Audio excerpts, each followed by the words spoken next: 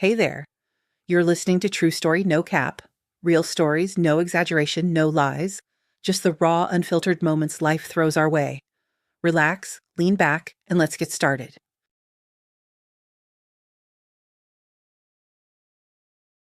Sarah grew up close to her father. When she turned 6, her mother left their home, going to Italy with a new partner. 16 years passed since that day, but in all that time, she never once remembered her daughter's birthday. Now Sarah was 22, on the verge of graduating from university, and cherished the dream of becoming a banker, like her father, or rather, eventually taking his place at the head of the family banking empire. However, the path to this goal lay through internships, first in England, then in Belgium. Only after their completion did her father promise to take her into his business. Her entire life, from the age of 9 to 17, was scheduled with almost painful precision. Classes at an elite gymnasium with intensive language study, music school lessons, swimming practice. Once a week, invariably a tutor for economics and law. In such a relentless rhythm, the girl had practically no time left for anything personal, neither dates nor friends, which her father was immensely pleased about.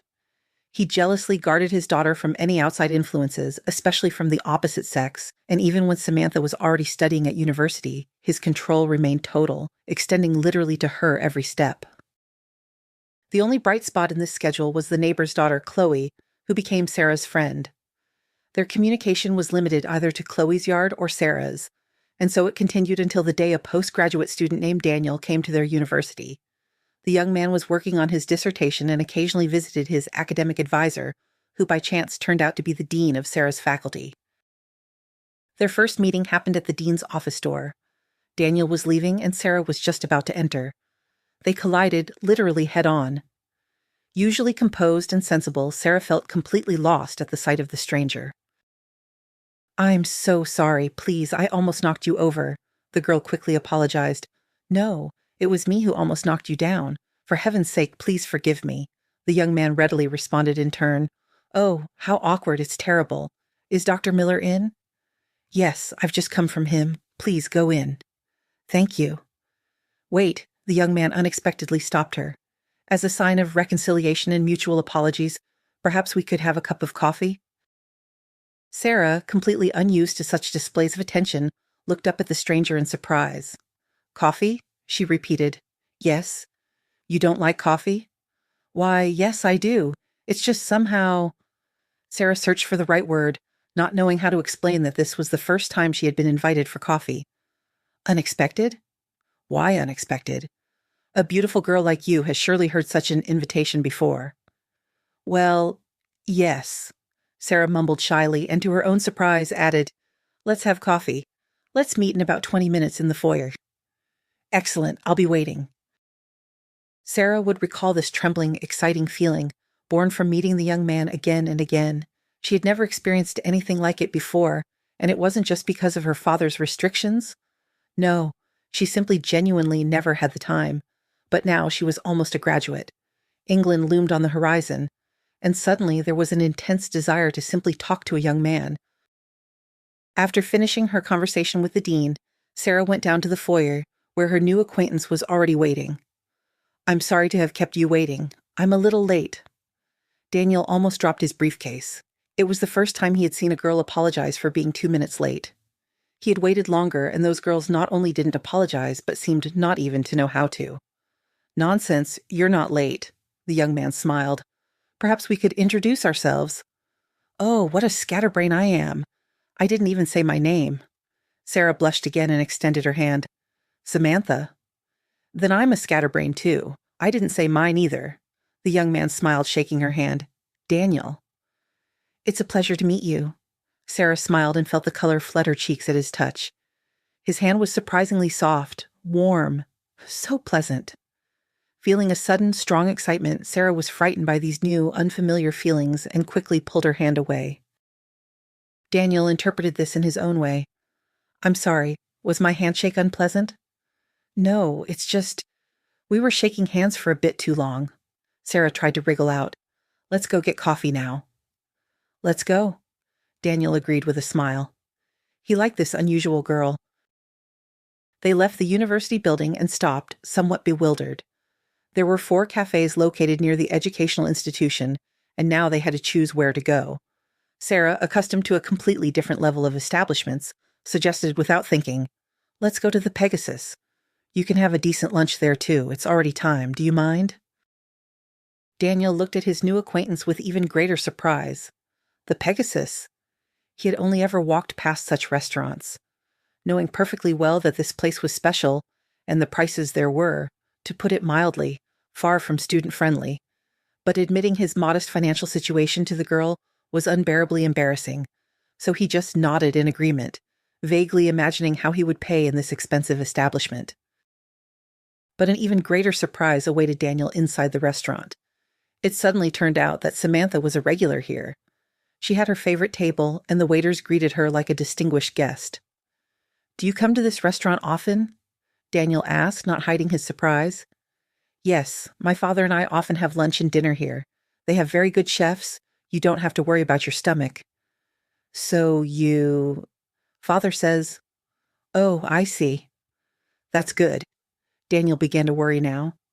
Of course, he understood that children of all sorts of parents studied at the university, but Sarah didn't give the impression of a flighty socialite who attended university only for the diploma and passed exams by paying, and this just didn't fit into his head. "Sarah, why did you choose such an unusual profession for a girl?" "Rather, the profession chose me," Sarah smiled. In this restaurant, she felt almost at home, and this gave her a little confidence. With Daniel, the situation was completely opposite. He grew up in a simple working-class family, but his parents recognized their son's abilities and insisted on a good education. He even managed to get into university on a scholarship after the army and received an increased stipend. And then his talent was noticed by the professors, and the young man, as they say, rose through the ranks. And now, at 28, he was already writing his dissertation. "I see. Do your parents work in this field?" Daniel clarified. "Yes, my father does. But honestly, I like this field too. I guess genes helped with the choice. Although as a child, I dreamed of becoming an actress or a singer." "Many girls dream of that in childhood, that's true." "Daniel, let's order something or I'll faint from hunger soon." "What do you like?" Sarah asked, handing him the menu folder. "Honestly, I'm not hungry," Daniel said, although he was desperately hungry. He definitely couldn't pay for her lunch, but for 2 cups of coffee. Absolutely. "Idiot. You'll have to pay for her lunch. You can't just say, 'Excuse me, Samantha, I'm only paying for the coffee I drank.'" Nightmare. Where will I get that much money? Daniel thought in a panic. Sarah, as if reading his thoughts, said, "Don't worry, I'll pay for lunch. I invited you here myself. Order anything. Don't be shy." Truthfully, feeling like a poor freeloader was more humiliating than just being poor. But Daniel genuinely liked this girl even before she invited him to this restaurant, and he truly didn't know what to do. Sarah came to the rescue. "Daniel, listen, it's fine. Don't make me feel awkward because I invited you here. I truly did it purely out of habit." "Okay, then next time I'll invite and I'll pay." "Deal?" "Next time?" Sarah repeated, not believing her ears.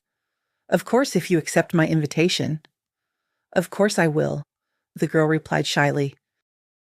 Sarah didn't yet imagine how she would manage this or what she would tell her father. She simply wasn't thinking about it now. She just wanted to prolong her conversation with this nice young man for as long as possible. He was very interesting, intelligent, and educated. They spoke the same language and understood each other perfectly. About half an hour into their conversation, the phone rang, and Sarah suddenly remembered that she hadn't called her father after classes. She grabbed her phone. "Hi, Dad. Sorry, I got a bit held up. I was just about to call you." She rattled into the phone in one breath. "Hello, dear." "Where are you now?" her father asked. "Stopped by our restaurant for lunch." "Excellent. I'll be there in half an hour. Please wait for me." "Yes, okay, I'll wait." Sarah looked at the phone in fright, then at Daniel, and dropped the device into her bag in confusion. "Is something wrong?" Daniel understood from her expression. "I don't even know how to say it. My father will be here in half an hour." "Is he strict?" "Very," Sarah wanted to answer, but she changed her mind. "How can I put it? Not very, but a little strict." "Are you afraid he'll see us together?" Daniel guessed. Sarah looked at her new acquaintance hopefully. She so wanted to sit with him longer, just talk. But how could she explain this to her father? I won't be able to explain who you are, Sarah squeezed out. Does he forbid you from seeing boys? The young man again showed remarkable perceptiveness. Yes, Sarah sighed. I understand. That's not a problem. Let's meet another time. I understand what a strict parent is like. Don't worry or get upset. We'll definitely have lunch or dinner together again. He took a pen and notepad from his briefcase, quickly wrote his number on a piece of paper and handed it to Sarah. Call me when you have a chance to meet. Okay, I will. I'll find a way, Sarah said and added a little quieter. I'm sorry this happened. And thank you for understanding. I'm really embarrassed. It's okay. I should go. Nice meeting you, Sammy. I was very happy to meet you too. Sarah smiled back, although in reality she wanted to cry from annoyance that their conversation had ended so quickly. After Daniel left, Sarah just sat and looked out the window. She was waiting for her father. Maybe I should talk to him frankly, tell him I met a guy. He's not some homeless person, he's a postgraduate student, so he's smart. Dad should like him. Sarah comforted herself, and then immediately talked herself out of the idea. Right, and if I remember Alex, I don't even want to introduce him. Alex was a boy who once came to visit their neighbors. He was only a couple of years older than Sarah. They were 15 and 17 respectively then. But her father decided that Alex was bothering Sarah and simply kicked him out. Yes, he just took him and kicked him out of the house. And he strictly ordered Sarah, no dates, no meetings until she finished her education. But now the diploma was practically in her hands. Maybe her father would change his attitude, and now it was possible? Sarah decided to take a risk and talk to her father honestly. Her father arrived exactly half an hour after the call. You could always set your watch by him. Surprisingly, even when caught in traffic, he could accurately determine his arrival time.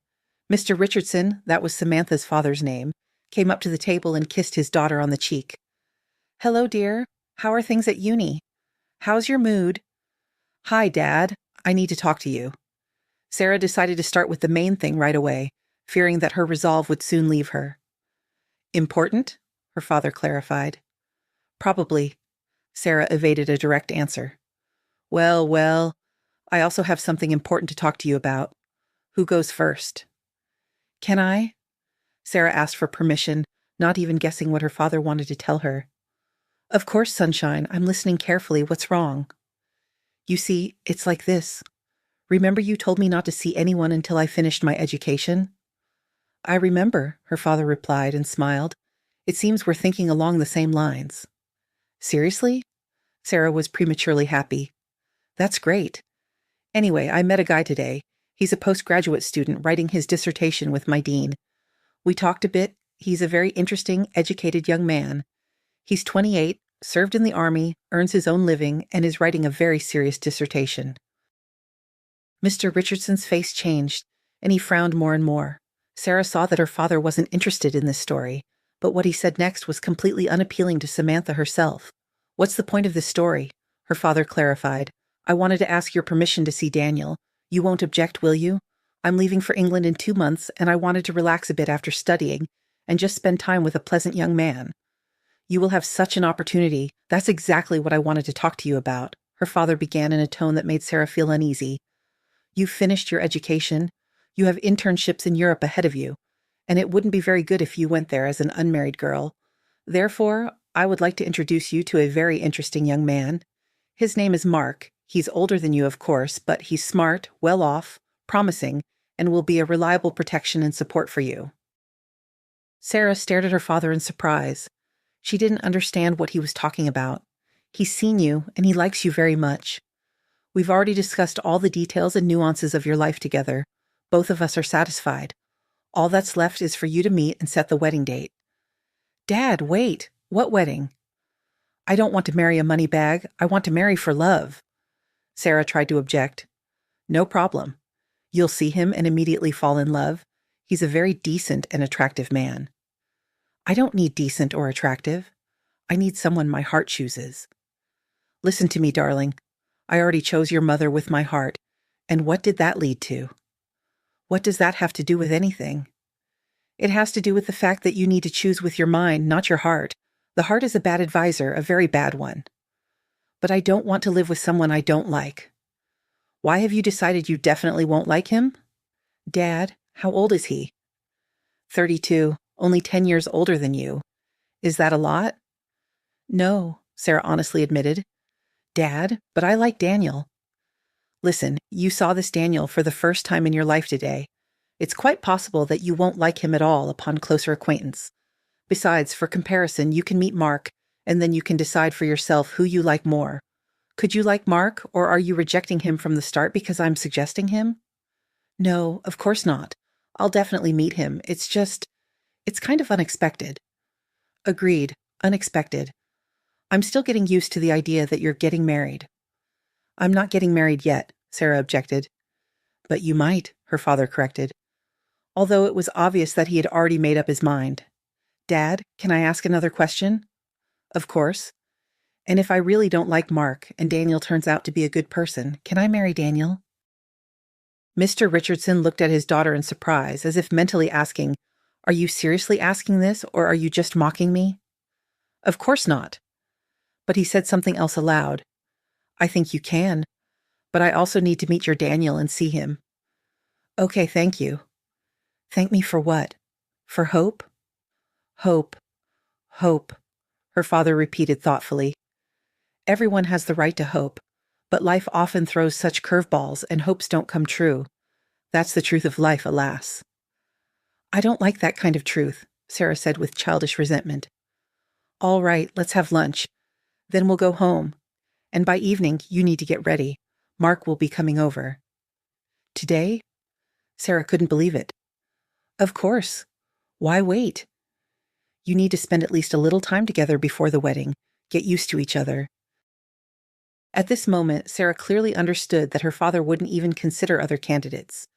He had already decided everything, and no Daniel, William, or Andrew had a single chance because a certain Mark had already been appointed to the role of husband.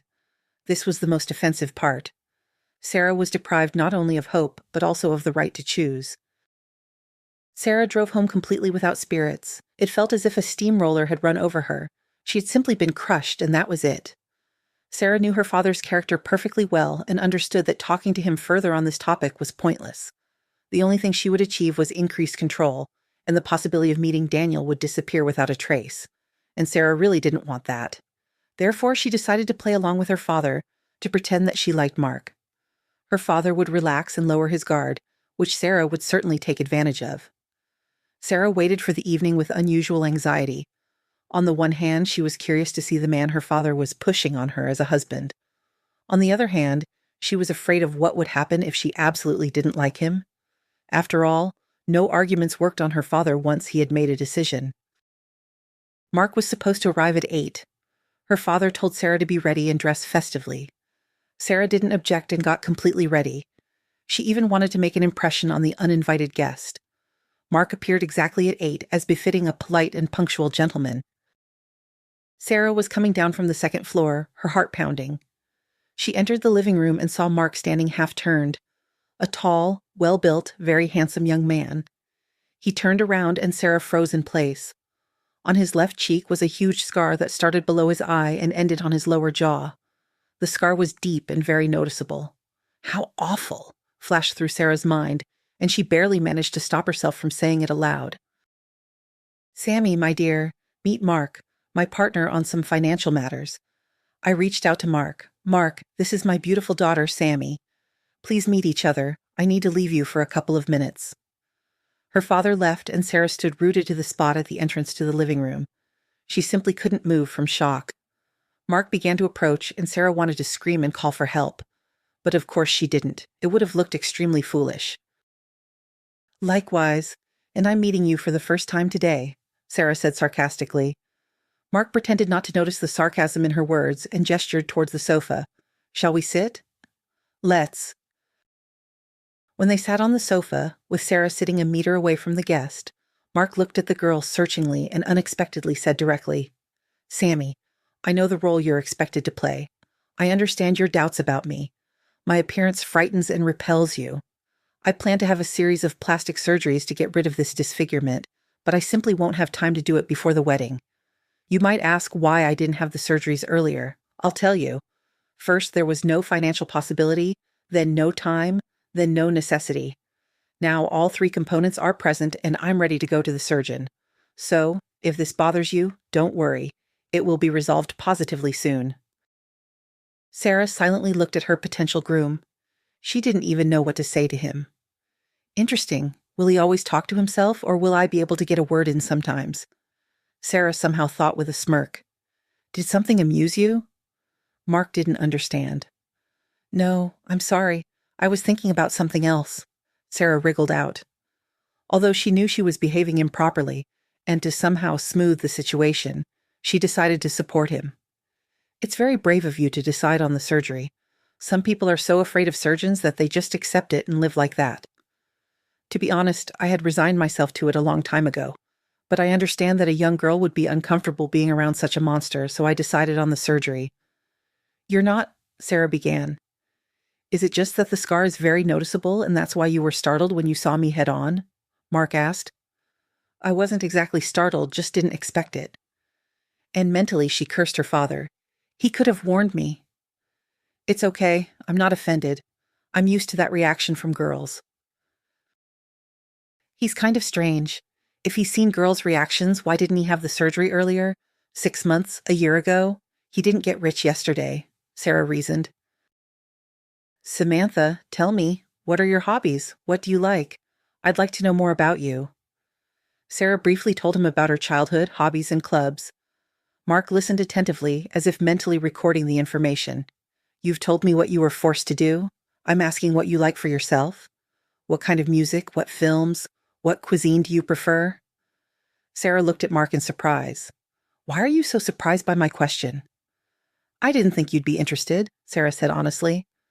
She was starting to like this man simply as a person. Of course, just like him, there was no hint of falling in love. Sarah, I'm not some monster or Bluebeard. I'm a normal person, and I genuinely like you very much. I first saw you 3 years ago at an event. You were with your father, and I haven't been able to forget you since. I would very much like to make you happy, Mark said, looking directly into her eyes. If you'll allow me, of course. Sarah was silent, not knowing what to say.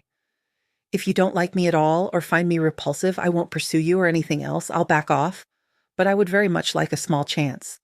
After all, everyone has the right to hope. The last phrase was decisive for Samantha.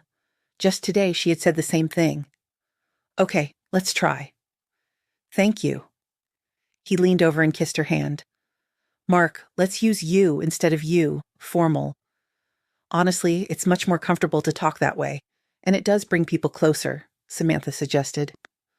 I would be very happy if you would use you, informal, with me. The man smiled sincerely. Then you can just call me Mark, and I'll call you Sarah. The girl smiled back. Her father returned, and they went to dinner. During dinner, the men mainly talked. Sarah sat silently, observing what was happening, and at the same time thinking about how to meet Daniel the next day. In the morning, Sarah dialed Daniel's number. He answered almost immediately. Yes, a confident voice sounded. Hello, Daniel. Samantha greeted him with a hesitant voice. Sammy. He immediately recognized the girl. I'm so glad you called. How are you? Were there any problems with your father yesterday because of me? No, everything's fine, don't worry. Can we meet today? Of course I'd be very happy to. I'm completely free after 1. Excellent. Then let's meet at 2 in the Central Park, by the fountain, agreed? I'll be looking forward to it. Sarah had just hung up the phone when there was a knock at the door, and her father entered. Good morning, dear. How are you? How did you sleep? Good morning, Dad. Everything's fine. What are your plans for today? I want to go to the salon and change my hairstyle. For some reason, I felt like changing my style. You know, new life, new hairstyle. That's what girls usually do. You won't object, will you? No, of course not. I didn't get a chance to ask you yesterday. How did you like Mark? You know, I liked him, Sarah said honestly. Very intelligent and attentive. See, I told you. When are you meeting? Hopefully tomorrow, Sarah lied. Hopefully, her father repeated. That's good. I think if you call him, it won't be a problem. He said he would call me himself today, and we'd arrange where to meet. This was true. They had indeed agreed on that. Excellent. I'm very happy, daughter. He's a very good person. I think so too. Thank you, Daddy. Sarah got out of bed, went up to her father, and pecked him on the cheek. You're a smart girl. I always knew that. Once I get you settled in good hands, I'll be at ease. All right, run along to the shower. I'll wait for you for breakfast. Sarah went to the shower, inwardly rejoicing at her quick thinking. After breakfast, she returned to her room and started going through her wardrobe. She needed to choose an outfit that Daniel would like, but at the same time wouldn't raise questions from the staff, who, of course, reported everything to her father. If Sarah wore something too beautiful and dressy, the question would clearly arise, why go to the salon dressed like that? So Sarah, without much thought, decided to wear light cotton trousers and a light t-shirt that perfectly accentuated her neckline but looked completely ordinary. Around 1 o'clock, Sarah left the house. She decided to take public transport, not a taxi. Sarah rarely took the bus or minivan. Her father objected, but today she decided, go big or go home, and she took the bus. Sarah looked around with interest from the window. Passers-by walked by, each busy with their own affairs. They had absolutely no concern for what was happening in Sarah's soul, and in the girl's soul, a real storm of emotions was raging. She was trying to figure out what to do and how to secretly meet Daniel. And although he hadn't made such a suggestion yet, Sarah felt that he would certainly ask her to see him. After taking the bus to the Central Park, Sarah got off and slowly walked towards the fountain. From a distance, she already saw Daniel's familiar figure. He was turning around and looking from side to side. In his hands was a huge bouquet of roses. Where will I put them later? It's a shame to throw them away, Sarah thought sadly. Daniel noticed the girl and waved. Sarah came closer. Hi, she simply said. Good afternoon. I'm so happy to see you. Me too, Sarah smiled. Shall we use you, informal, right away? Let's. Shall we walk around or go sit somewhere? Let's better sit somewhere, Sarah suggested. She knew perfectly well that walking in a park in the city center was not the best idea. Too many people knew her who could easily report to her father, and the place Daniel would take her to was unlikely to be frequented by people from her circle. She could relax there and not worry. Excellent. Today I'm inviting you, treating you, remember? Of course. Where shall we go? How about pizza? Daniel suggested. With pleasure, I love pizza, Sarah agreed. She was a little anxious, thinking about exactly where they would go. Sarah had a very sensitive stomach, so she carefully chose places to eat. But to Samantha's surprise, Daniel took her to a quite well-known and good pizza place. What kind of pizza do you like? Daniel asked. With ham, mushrooms, and double cheese, Sarah smiled, and definitely with a cheese crust. Daniel's mouth dropped open in surprise. No way! Are you kidding? What do you mean? Sarah didn't understand. That's my favorite pizza. Then we have the same taste, Sarah smiled. They ordered a huge pizza and a glass of apple juice each. As it turned out, their tastes also coincided in this.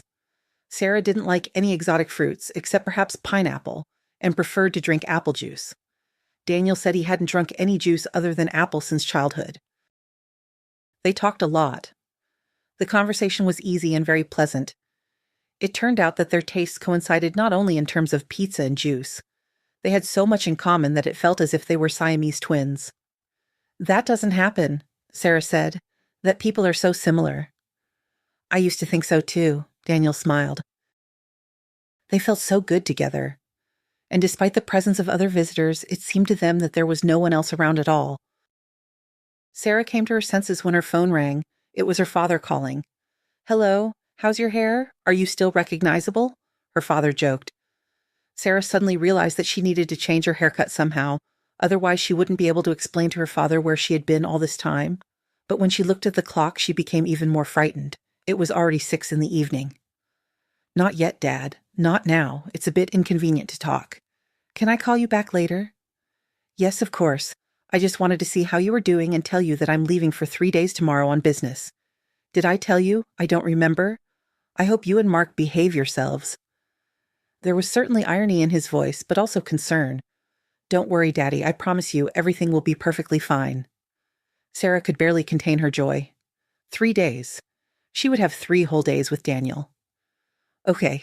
Should I pick you up from the salon or will you come yourself? Her father clarified. No need, Daddy. I won't be done for a while. I'll take a taxi. All right. See you at home. Sarah put her phone in her purse and looked at Daniel. Never before would she have said or done what she was about to say and do in the coming days. "What are your plans for the next couple of days?" Sarah asked directly. "None yet. I'm on vacation now, don't have to go to work, just calmly writing my dissertation. Why do you ask?" "We can spend the next 2 days together. After that—" Sarah paused but didn't know how to continue. "After that, I'm leaving for a long time, for a year, to England for an internship." "That's a shame. I'll miss you and wait. I'll wait very much." "Daniel, do you have a place where no one could see or find us?" Sarah ignored his words. "My parents' Dasha. They're only there on weekends, and not always then. And tomorrow is Thursday, so we can go there. We have a very nice Dasha. My grandfather built it." It was clear that Daniel was nervous. He was an adult and understood perfectly well why a girl would want to be alone with a guy. He, of course, liked the idea, but he didn't expect things to move so quickly. Even less did he expect the initiative to come from such a modest girl. And, like Sarah, he couldn't know why she really wanted to speed things up. "Very good. I'll buy groceries, take a taxi, and pick you up around 11. Is that okay?" Sarah had never been so decisive and confident, as if some inner force was guiding her on how to act and what to do. "Yes, of course. Excellent. Text me the address." "Actually, no. I'll call you from the taxi." Sarah was terribly nervous. She herself was in shock at her behavior right now, but she felt that this was exactly what she had to do. "Sarah, are you sure you're all right?" Daniel worried. He saw the girl's state and felt that she was different somehow. "Yes, I'm fine, Daniel. I need to go now. We'll definitely talk tomorrow. I'm so sorry." "Yes, of course, no problem. I'll wait for your call tomorrow." Sarah stood up, looked at Daniel, and smiled mysteriously. "See you tomorrow, and thank you for the wonderful lunch." Sarah left the pizza place and headed toward the center. There were several salons there that she sometimes visited. She urgently needed to update her hairstyle to avoid suspicion from her father. Her phone rang. It was Mark calling. "Good evening, Samantha. How are you? How's your mood?" "Hi. Sorry, it's not a good time to talk right now. I'm at the salon. Can I call you back later?" "Yes, of course. Enjoy your transformation." Sarah went into the salon. By a stroke of luck, the stylist Sarah occasionally saw was free. Sarah asked for her hair to be shortened a little and cut differently, and at the same time handed over the bouquet of flowers. After all, she couldn't just throw them away. "These are for you from me, just to brighten your mood," Sarah said. "Thank you so much, Samantha. Are you sure about your decision?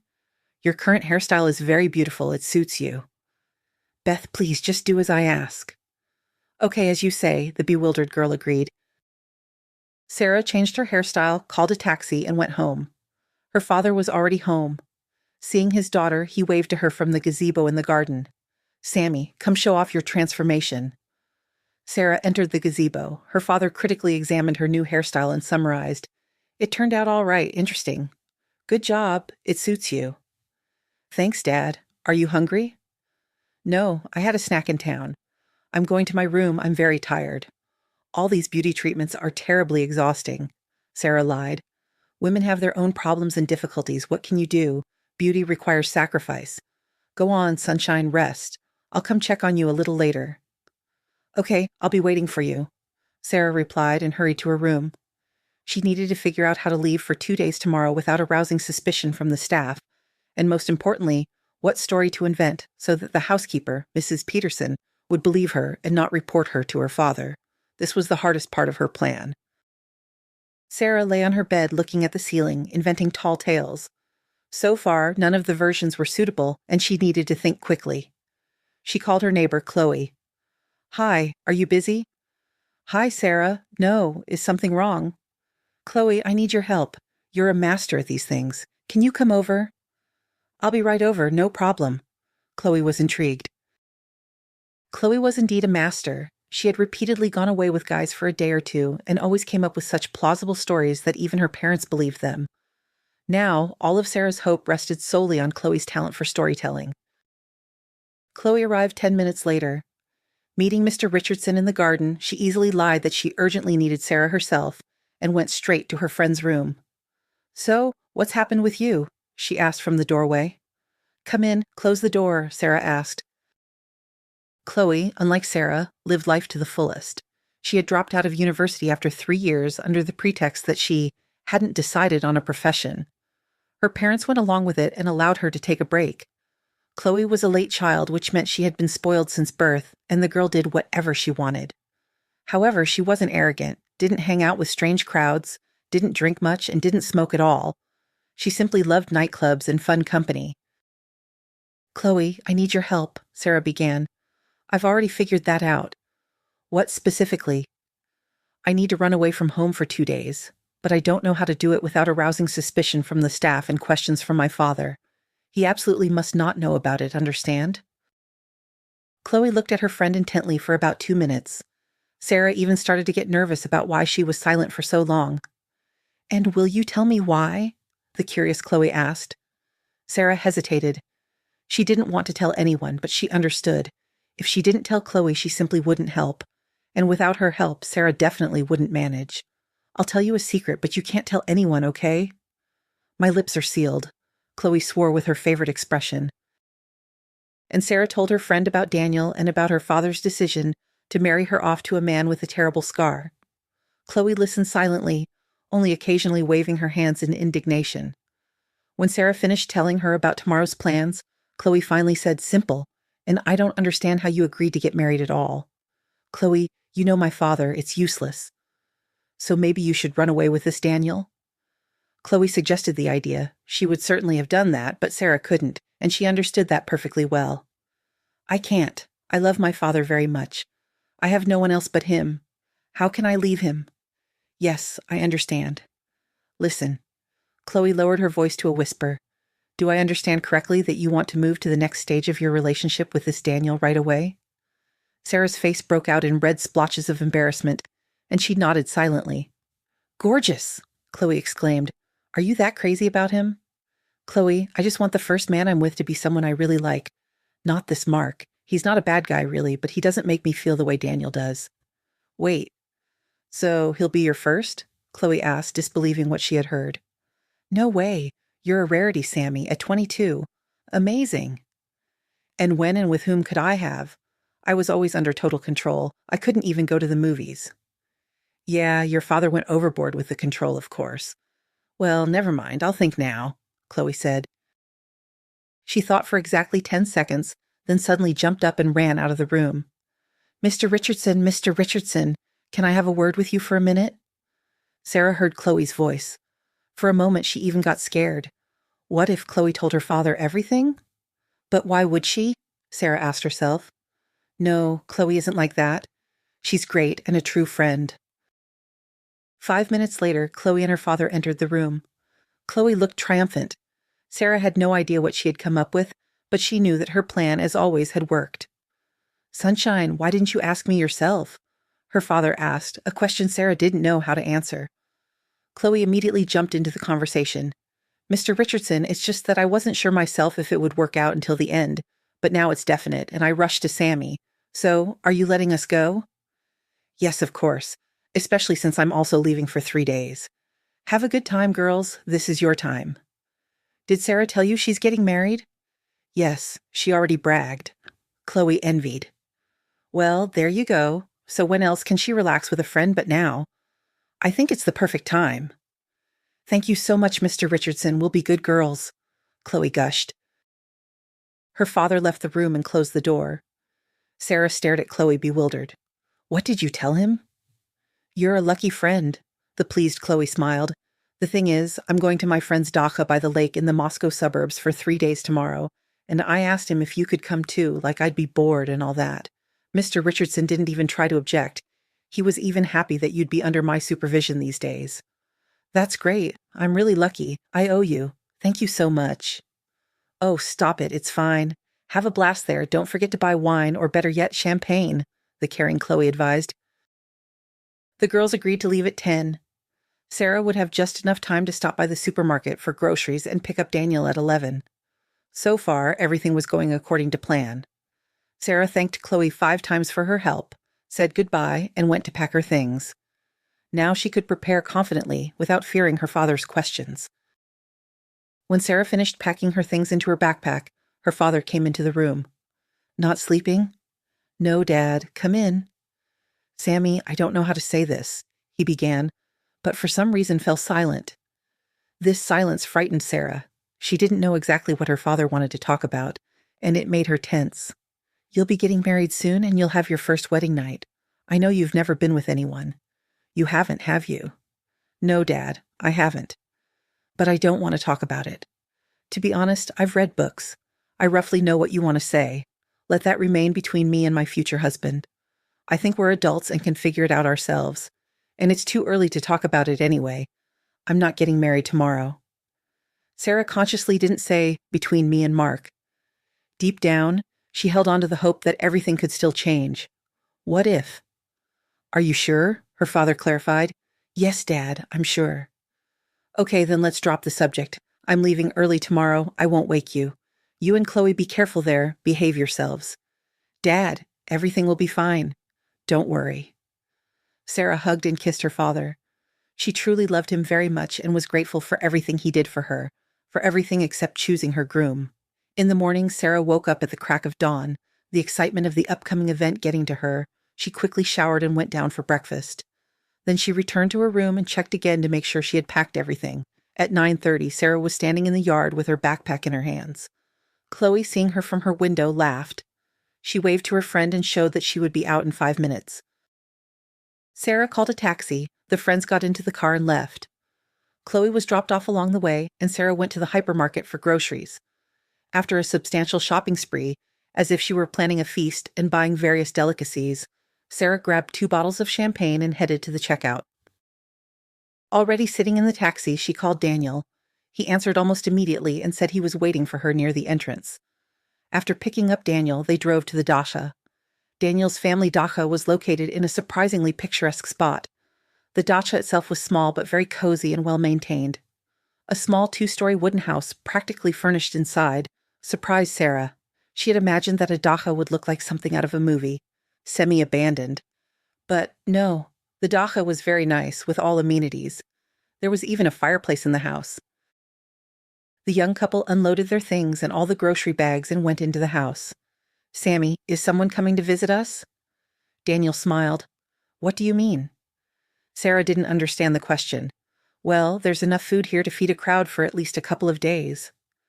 I just didn't know what we would want, so I bought all sorts of things. I see.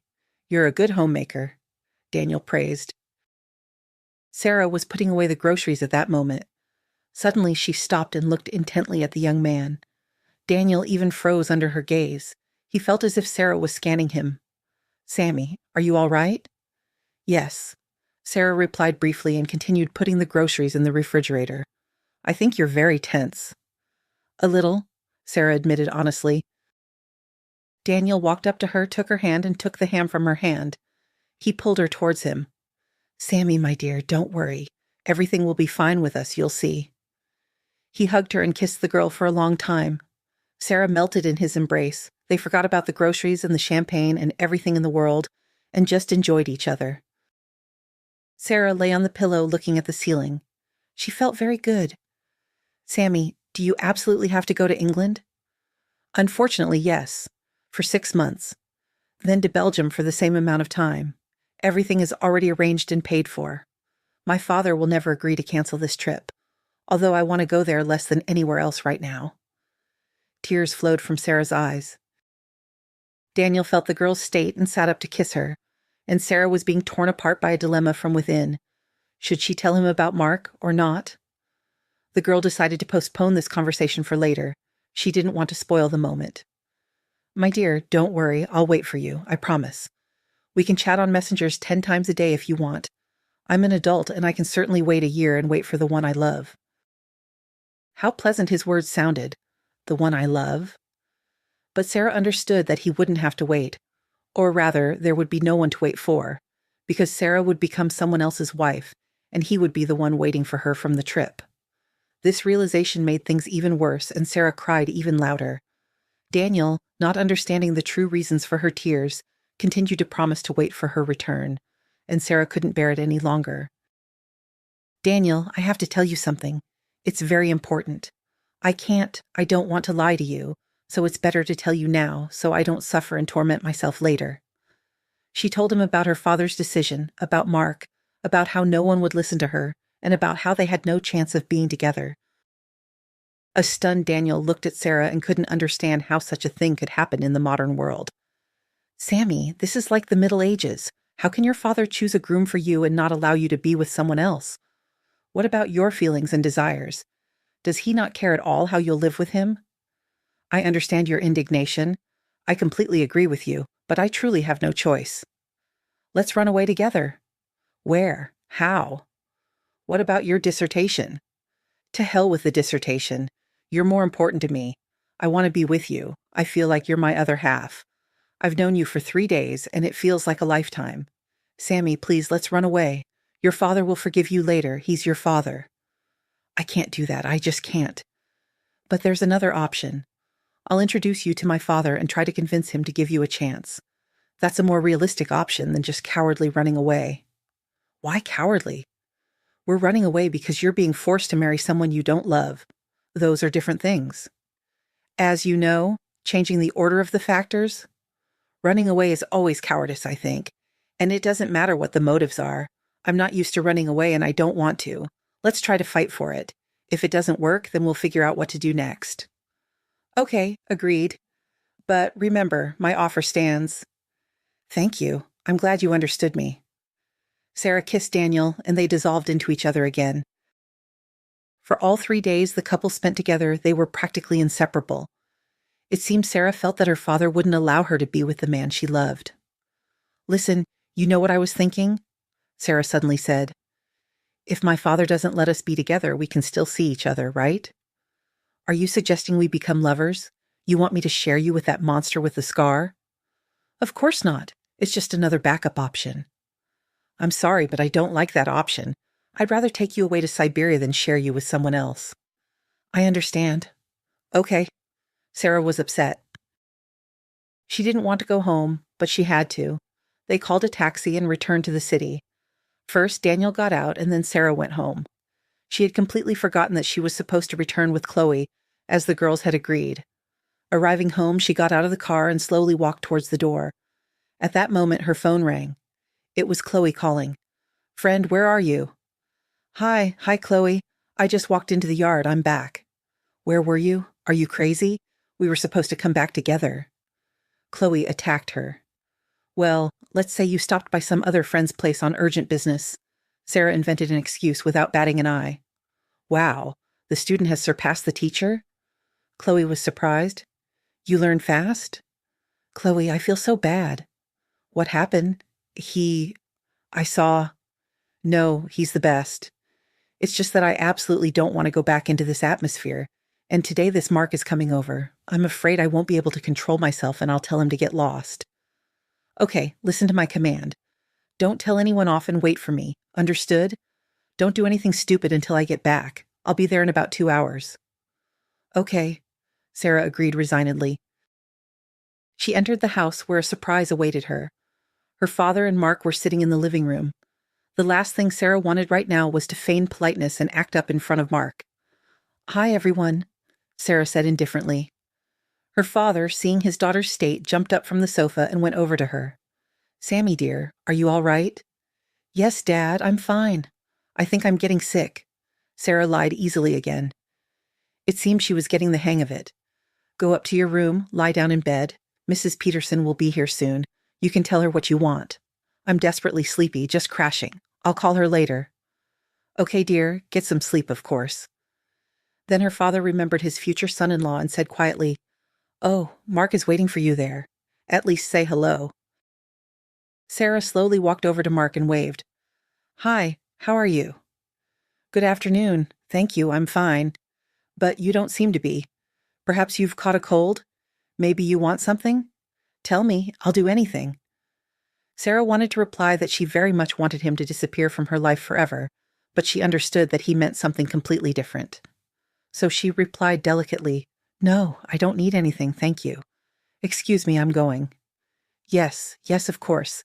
Get well soon. Sarah went up to her room, fell onto the bed, and burst into tears. She didn't know what to do now, how to live on. Daniel had clearly said he would never agree to be a lover, and Sarah was unlikely to become his wife. How could she live without the man she loved? There was only one hope left, to try and convince her father. But what could she come up with to make him agree to meet Daniel? Sarah didn't know the answer to any of the questions, so she fell asleep in tears. Samantha woke up around 6 in the evening. Chloe had probably come by, but she had been told that Sarah was sleeping. She called her friend. "Will you come over?" "Are you really sick?" Chloe asked. "More like feeling down." "Chloe, I don't know what to do. Maybe you, the genius, can come up with something?" "Oh, this is complicated. I can't go against your father, I'm sorry. I can only support you, cover for you sometimes. Other than that, I don't even know how else to help."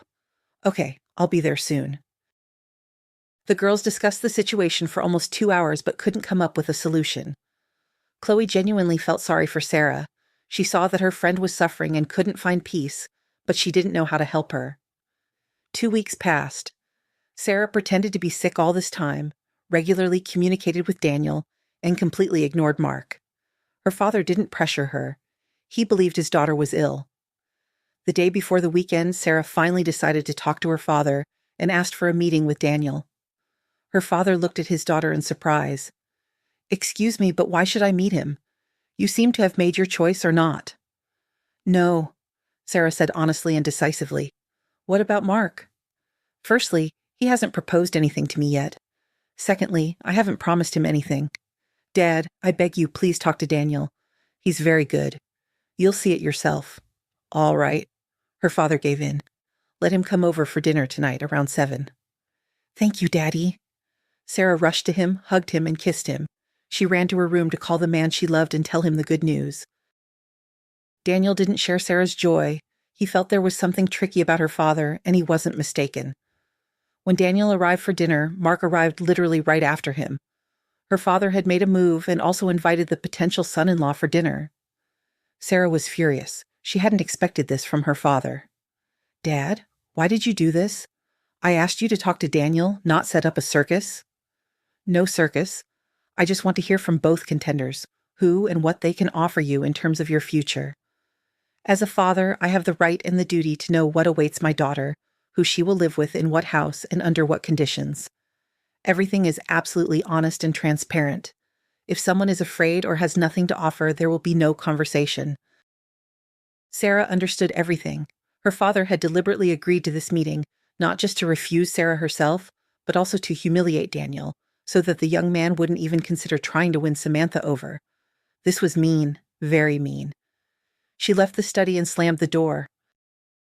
Daniel and Mark were sitting in the living room. They were silent, waiting for the host and his daughter to appear. Sarah entered the living room and stopped, looking at the two men who were vying for her hand and heart. One was infinitely dear to Samantha herself, the other was liked by her father. Seeing Samantha, both stood up and froze in anticipation. Her father followed, looking extremely displeased.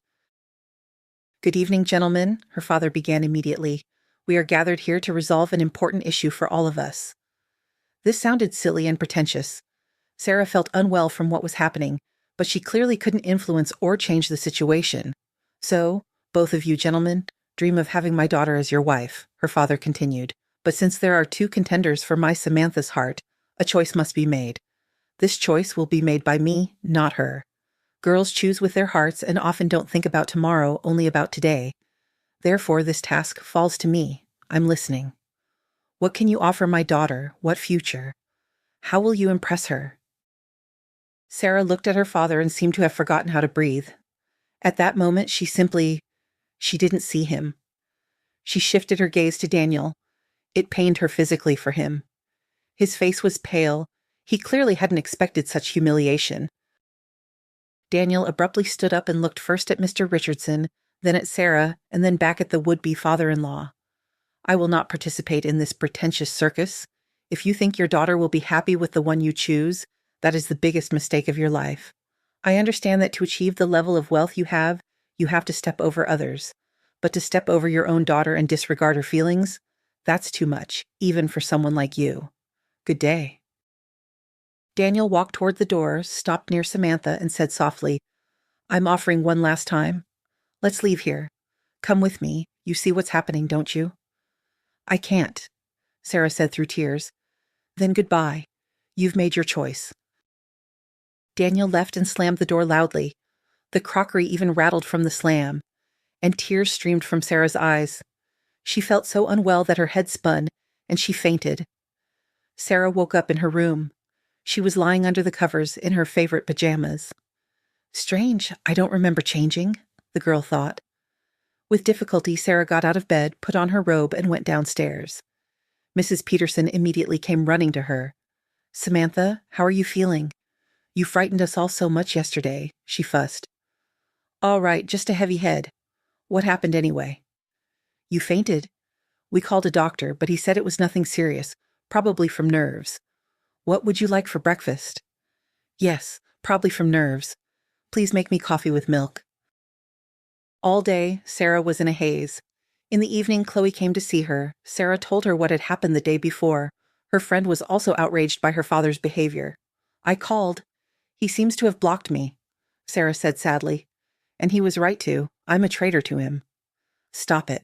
What does betrayal have to do with it? What were you supposed to do?" "I should have gone with him, probably." "And then what? Hide from your father your whole life? He would have found you anyway and brought you home by force. You know that perfectly well." "I know, but Daniel doesn't understand that. I'm so tired, Chloe, you can't imagine." "Yes, you have reason to be. And this headache, this nausea. Maybe you should see a neurologist, get some sedatives." "Nausea?" Chloe clarified. "How long have you had it?" "Not long, a couple of days, but it's driving me crazy. Maybe the stress aggravated my gastritis?" "Sammy, when is your period due?" Sarah looked at her friend in confusion. "What do my periods have to do with anything? Are you joking?" "Now, were you careful about that with Daniel?" "No, of course not. Should I have been? I read that you can't get pregnant the first time." Chloe started laughing loudly. "My God, where did you read such nonsense? You can get pregnant the first time and the second? And you weren't together just once, I assume?" "No." "All right, here's what. You need to buy a pregnancy test, and quickly, while there's still time to have an abortion just in case." "Are you crazy? An abortion? I'll never do that in my life. Let my father tear me to pieces, but I won't get rid of Daniel's child." "Wow, decisive. I respect that. Okay, I'll go to the pharmacy and bring you a couple of tests. You'll do them in the morning and then you can think." To Sarah's surprise, the tests were positive. All three. The girl was completely bewildered. Her decisiveness had vanished somewhere, and she thought with horror about what would happen when her father found out. "Chloe, I think I'm finished," she told her friend on the phone. "Positive?" Chloe immediately understood. "Yes. What do I do now?" "What you planned. Have the baby, of course. It's dangerous to have an abortion at your age. And how do you tell your father this news? He'll kill me." "Tell him the child is Mark's." "Right, and I'll tell Mark it's from the Holy Spirit?" "No, you need to tell Mark the truth. And then there are two options. Either he covers for you and acknowledges the child, or he refuses, and you'll be saved from him and you won't get married. Either way, you win." "Exactly. You're a genius, as always." Sarah thanked her friend and hung up, and immediately dialed Mark's number. "Yes, Sammy, I'm listening." "Hi, I really need to talk to you." "Talk," Mark suggested. "No, not on the phone." "Okay, let's meet this evening." "Let's. Is the Pegasus okay for everyone?" "Yes, excellent. See you." Sarah eagerly awaited the evening. Her fate was at stake, literally. She called her father and warned him to have dinner without her because she was having dinner with Mark tonight. Her father was pleased with his daughter's behavior and the fact that she had finally accepted his candidate. Sarah arrived at the restaurant exactly at 7. Mark was waiting for her at the entrance. Seeing the girl, he stepped towards her and asked anxiously, "Sammy, tell me right away, is something wrong?" "Yes," Sarah said directly, "and I need to talk to you. Let's go in, sit down, and I'll tell you everything in detail and explain." "Okay, but you're scaring me," Mark admitted. They sat at a table in the back. Sarah looked out at the room and unexpectedly asked, "Do you happen to know who owns this restaurant?" "I do," Mark smiled. "It's my restaurant." "No way. Seriously?" Sarah was surprised. "Absolutely." "Sammy, can you tell me what happened?" "Yes, I can. I want to, and I must." And Sarah described the situation she was in. "If you refuse to marry me, I'll understand, no problem.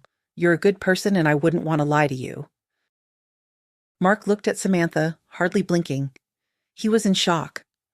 The man knew he needed to say something, but he was so stunned that he couldn't find the words. But most importantly, he had to make a decision. But what kind? "Well, that's a serious situation," he began. Then he thought for a moment and added, "I will acknowledge your child as mine. I won't say anything to your father, I promise you. And we will definitely get married as soon as possible, before the changes in your appearance become visible." Sarah was surprised and even grateful to Mark, because if he had refused her now, Sarah would have had to endure a real nightmare orchestrated by her father, and it was far from certain that Sarah wouldn't have lost the child from all that stress.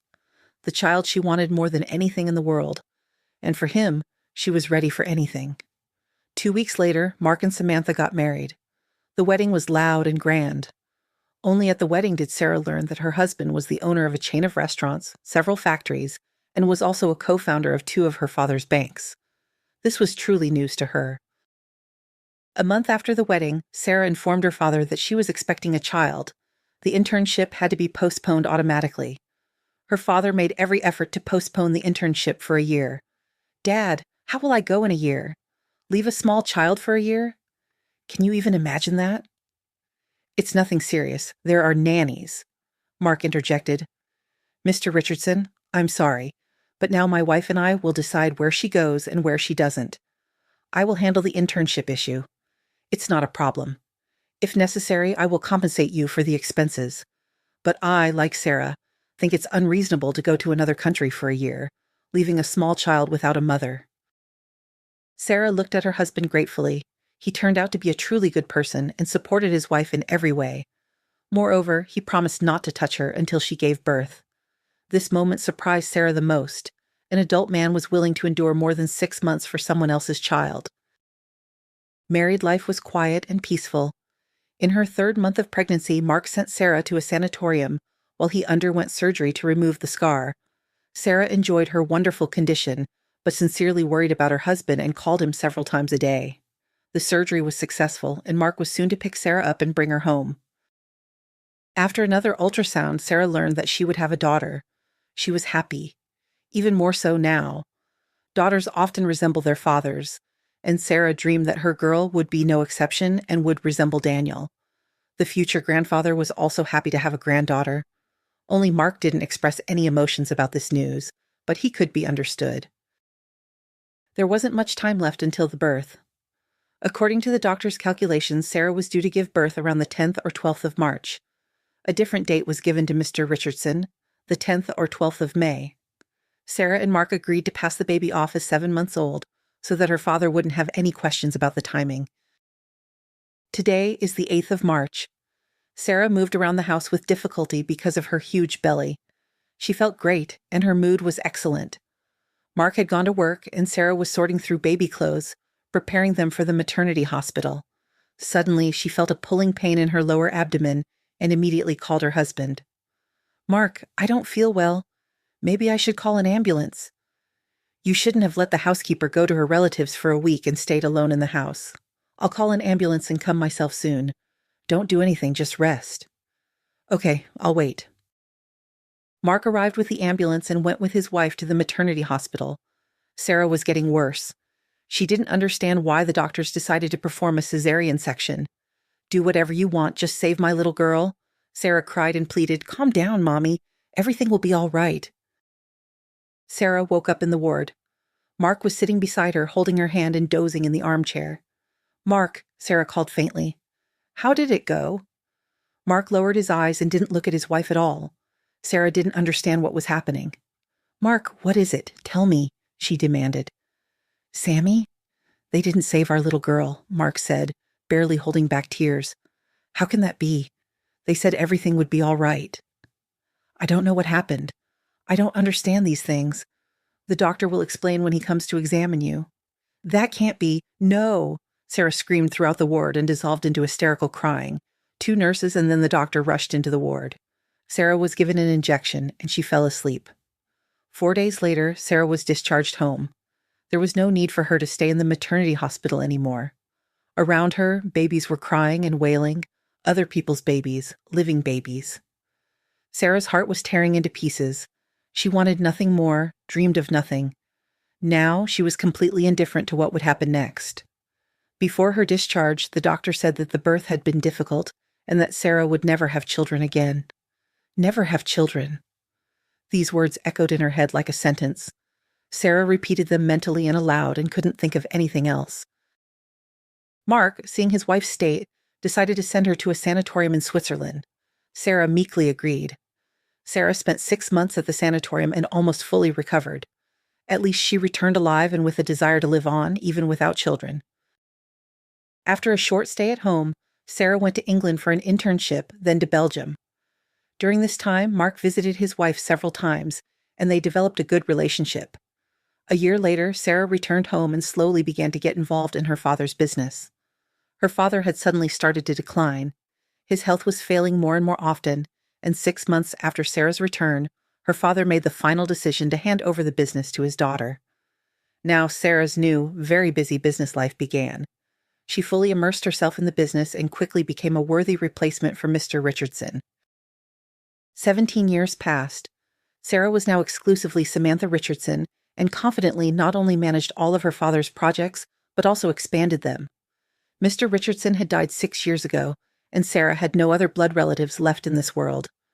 The only close person was her husband, Mark, who had never disappointed Samantha in all these years. This evening, they decided to have dinner with Mark at their restaurant, the Pegasus. Lately, Samantha had been so busy with work that she saw her husband very rarely, but today she had a relatively free evening, and the couple decided to spend it together. Sarah arrived at the restaurant earlier than her husband and sitting at the table, scrolled through the latest news on her tablet. A waitress passed by and stumbling almost fell near Samantha, managing to lean on her chair. "Careful, you'll break something," Sarah said kindly. "I'm so sorry." "What for?" Sarah didn't understand. "I accidentally bumped into you. I've only been working here for 2 weeks, or rather working part-time. It was awkward. Please don't tell the owner, or they'll fire me." "I won't, don't worry. Everyone makes mistakes." "Thank you. Have a good evening." Sarah looked at the girl carefully. It felt as if she had seen her somewhere or knew her from somewhere. Strange. Where could I have crossed paths with such a young person? Sarah thought, but her reflections were interrupted by Mark, who entered the room. After dinner, when they returned home, Sarah took off her jacket and was about to hang it in the closet, but she saw that the lapel of the pocket was turned up. Sarah didn't like it when things looked untidy, and she straightened it. But some force made her check the pocket, and she found a sheet of paper folded several times inside. Sarah turned the sheet over in her hands. The sheet was clearly from a squared notebook. She hadn't written on such sheets in a very long time. So what was this and where did it come from in her pocket? Sarah slowly unfolded the sheet and saw a few lines of text that were clearly addressed to her. "Samantha Richardson, your daughter, whom you gave birth to on the 8th of March, is alive. Your husband, Mark, arranged for you to think she died during childbirth. If you want details, call this number." And then a phone number was listed that she could call. She couldn't believe her eyes. Her daughter was alive. With trembling hands, Samantha carefully folded the sheet and hid it in her purse. Her mind was reeling. She couldn't understand how such a thing was even possible. Such an attentive, caring, loving, truly devoted man like Mark couldn't have done this. Sarah didn't want to believe it, but the person who wrote the note couldn't have been so mistaken. They even got the birth date right. If this were just someone's cruel joke, the joker would have done it much earlier. Why now?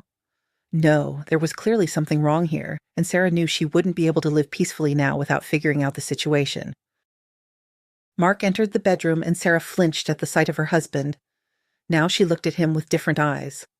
Why would he do that? Sarah tried to reason. Because he knew it was someone else's child?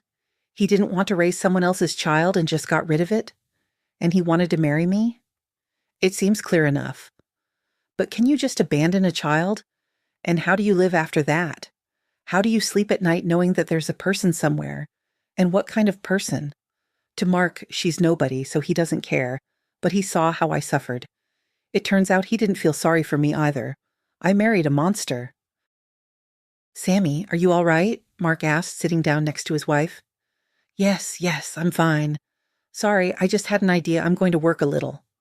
"Work? It's past midnight." "It's okay. You go to bed. I'll be quick." Sarah left the bedroom and headed to the study. She didn't feel like sleeping at all, and she needed to think, and she didn't want to talk to Mark in this state right now.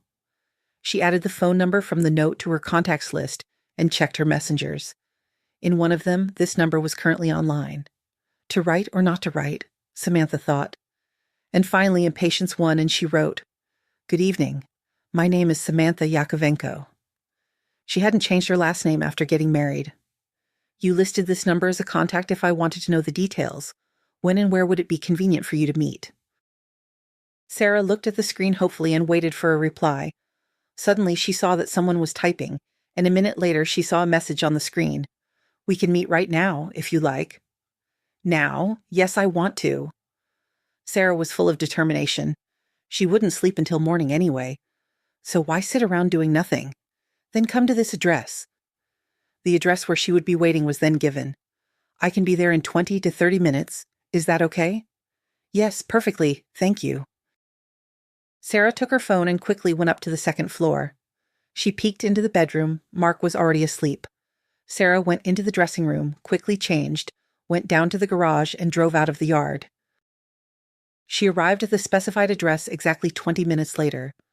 Sarah didn't know this area well, and the private sector didn't appeal to her much anyway. She got out of the car and walked up to the gate, and she was about to open it when suddenly she heard behind her, "Well, hello, Mom." Sarah turned around, saw the same waitress, and fainted. She woke up in the house. Apparently, she had been carried here when she fell. A woman of about 55 was sitting nearby, knitting something with needles. She was sickly thin, barely managing to stay upright, but she continued to knit slowly. "You're awake?" "Yes." Sarah raised herself and sat up. She looked around. The room was poor, very poor. It was clear that the renovation here had been done at least 20 years ago. She looked at the woman again and asked, "Excuse me, could I have some water?" "You can." The woman immediately held out a cup of water. "And who are you?" "I'm the one who raised your daughter as my own." It was as if cold water had been thrown on Sarah. She jumped up on the bed. "Please tell me, tell me. How did it happen that I was told one thing, but in reality it was completely different?" "Your husband took care of it," the woman said quietly. "When you gave birth, he went up to the head doctor and immediately said that you wouldn't be taking the child. The head doctor tried to persuade him, said that the girl was born healthy by all indicators, weighing 3.7 kilos, 53 centimeters tall, an excellent baby, but your husband said he was ready to pay any amount of money for the child to remain in this hospital forever, and for his wife not to know that she had given birth to a living and healthy child." Sarah was already crying as she listened to the woman's story. It was unbearably painful to hear, but she remained silent, not daring to interrupt or ask a single question. She had to know everything to the end. "I know he paid a very large sum for those times, and we falsified the documents, stating that the girl died from asphyxia during childbirth. I couldn't have children, and my husband and I decided this was our chance. I persuaded the head doctor to give the child to me so that this beautiful girl wouldn't end up in an orphanage. I know what an orphanage is like. I grew up in one myself. The head doctor himself didn't want to send such a good baby to a baby home, so he immediately agreed. I knew who my Olivia's real parents were, but I kept silent until the end.